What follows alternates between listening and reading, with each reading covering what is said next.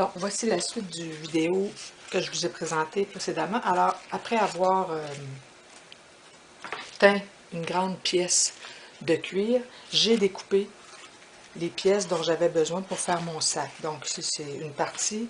J'ai ici les deux côtés et j'ai le rabat qui a été ensuite teint dans la masse là, et recouvert d'une couche de finition.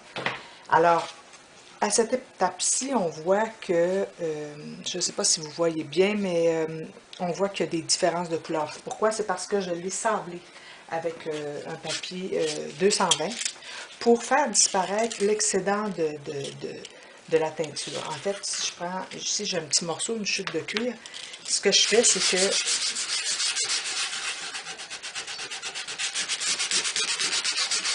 en faisant ce geste-là, j'enlève le surplus de teinture et je fais ressortir la texture du cuir. Ici, c'est une imitation crocodile. Je ne ferai pas la même chose sur un cuir lisse.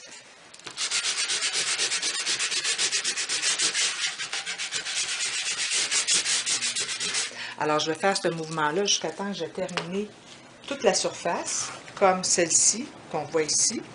Et ensuite, je vais passer un chiffon propre pour enlever l'excédent. Donc, je repasse jusqu'à ce que mon linge soit presque propre.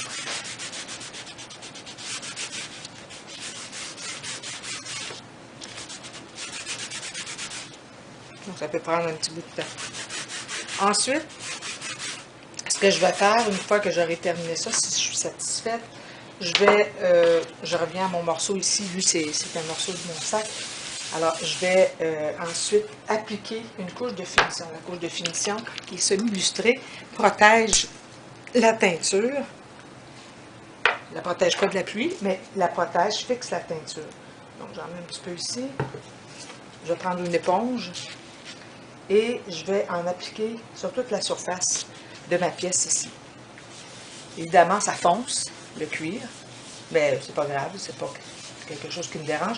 Et si je veux vraiment avoir quelque chose de plus clair, ce que je vais faire, c'est que je vais ressabler. Si je veux avoir des effets, par exemple, sur mon cuir, ça a l'air un peu usé ou quelque chose. Bon, ben, je vais en repasser une autre fois sur la surface. Mais moi, ça me convient, cette couleur-là. Ce que je voulais surtout, c'est éclaircir la couleur, faire disparaître le surplus de teinture. Donc, je pourrais refaire une deuxième couche si je veux, mais ce n'est pas nécessaire. Ce qu'il faudra faire à la fin pour protéger le cuir, c'est d'appliquer un encaustique. L'encaustique, c'est un produit qui est fait maison avec de l'huile de lin, de la cire d'abeille et un solvant. Ici, on prend un solvant d'agrumes, ça sent meilleur que la térébenthine, mais la térébenthine ferait tout autant. Ce qui va protéger mon cuir. Parce que là, à cette étape-ci, mon cuir n'est pas protégé de la pluie. Donc, il est luisant, il y a une certaine brillance, il y a une certaine protection quand même, mais il faudra absolument appliquer l'encaustique à la fin. Je fais ça quand le sac est terminé, j'applique une bonne couche et puis je laisse sécher, je frotte. Mais déjà, à cette étape-ci, on voit que le cuir a changé de texture. Si je compare, par exemple, à une chute ici qui n'a pas été traitée, on voit qu'il y en a un qui est brillant ici. Hein, on voit très bien le motif. L'autre, on voit un peu le motif, mais c'est pas aussi clair. C'est mat en plus, là, c'est sûr que ça aide pas. Mais je fais ressortir les différentes textures de mon croco en faisant ce traitement-là là, de sablage. Oui, il y a des nuances, c'est voulu. C'est un cuir naturel, c'est pas un cuir qui a été teint par une machine. On voit des variations dans la teinte ici. C'est ce que je veux. Je ne veux pas avoir un cuir qui est teint et qui est fini en entreprise, sinon je l'achèterais déjà fait. Ensuite, j'ai mes côtés ici qui vont être comme le fond évidemment. Et j'ai ici le rabat qui va venir compléter le sac. Bon, évidemment, moi j'avais envie d'avoir un sac éclaté. Donc je vais le faire en orangé ici. Et puis, je ne suis pas encore fixée sur la façon dont je vais finir. Bon, est-ce que je vais mettre des attaches ou quoi? Est-ce que je vais mettre une poignée? Est-ce que ça va être un sac à dos?